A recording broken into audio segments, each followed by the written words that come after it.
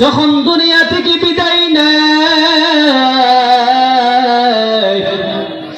এবার তার আপন সন্তান আব্দুল মুত্তালিবকে ডেকে বলে, রে সন্তান, দুনিয়াতে হয়তোবা আমি বেশি দিন বেঁচে থাকতে পারবো না।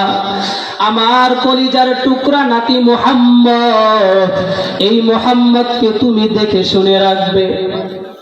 নবীর চাচা আবু তালেব বলে, বাবা অসুবিধা নাই, আমি আমার সন্তানগুলোকে যেভাবে ভালোবাসি, আমি শিশু নবী মুহাম্মদকেও সেভাবে ভালোবাসবো।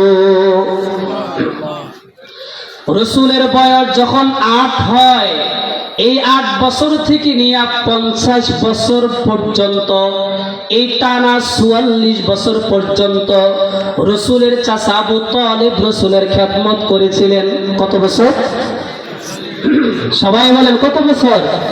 এই 44 বছর পর্যন্ত রসুলের খেদমত করেছিলেন। এরপরে রসুলের চাচা আবু তালেব তিনি ইন্তেকাল করে দুনিয়া থেকে বিদায় নিয়ে চলে যায়। এর নবীর আশিকের দল, আমি আপনাদেরকে আজকে বুঝাইতে চাই যে রসুলকে শুধু ভালোবাসলে হবে না, রসুলের অনুসরণ করতে হবে। রসুলের চাচা আবু তালেব রসুলকে বড় মহব্বত করতেন, বড় ভালোবাসতেন, কিন্তু রসুলের অনুগত্য করেন নাই, রসুলের অনুসরণ করেন নাই। আবু তালেব দুনিয়ার জমিনে যতদিন ছিলেন ততদিন পর্যন্ত কোন কাফের বেঈমান রসুলের গায়ে একটা ফুলের টোকাও দেওয়ার মতো সাহস কোনোদিন করে নাই।